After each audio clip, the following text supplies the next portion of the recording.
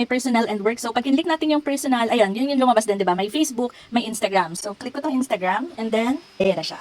Di ba? So, ayan, ito yung mismong Stream Deck natin, or Stream Controller. So, as in, wala pang kahit ano dito na mga apps. So, ayan, meron dito yung pinaka-image or icon ng device natin, which is ito. So, ito siya, ito yung as in wala pa. Tapos dito sa gilid, meron mga controllers. So, meron dito, 5-hand control deck. Click natin to.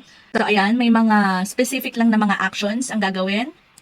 Sa toolbox, merong mga website, ganyan. Audio player, kung gusto niyo ng mga sounds, yan, pwede dito yung mga Spotify, ganyan. Operation flow, ayan, may mga ganyan din, di ba? OBS. So, okay to kung meron kayong mga live stream, ganyan, pwede din siya.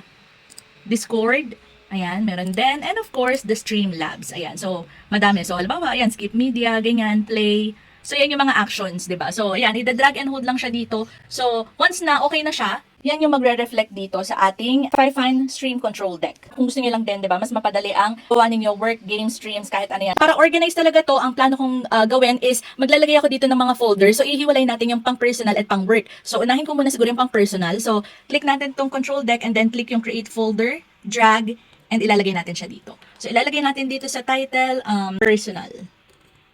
Ayan. Personal. So, try ulit natin susunod. Pwede naman dito, work.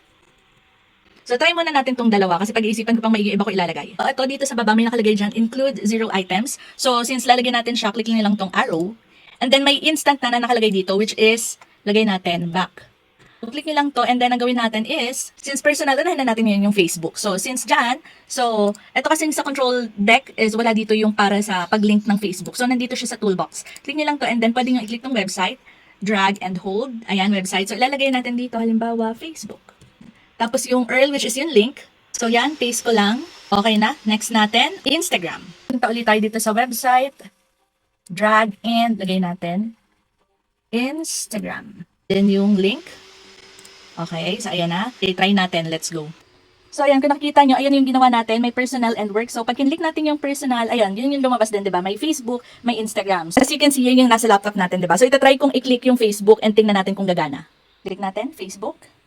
And then, tara! Ayan na. So, instantly, di ba? Ayan, pumunta na siya dito sa Facebook ko. So, tara, tingnan naman natin ngayon yung Instagram. So, click ko tong Instagram. And then, ayan na siya. Di ba? So, ayan na. Di ba? So, ayun, ang dali-dali lang, di ba? So, ayan na, ayusin ko muna to. And again, ilalagay ko dyan sa yellow basket yung pinagbilan ko para kung gusto niyo rin ng mga ganyan easy access. And lalagay ko pa sa susunod ko na video yung iba ko pang ilalagay dito. So, kaya yan, bilhin na kayo. Sobrang laking tulong nito pag gusto niyo na mapadali yung ginagawa nyo.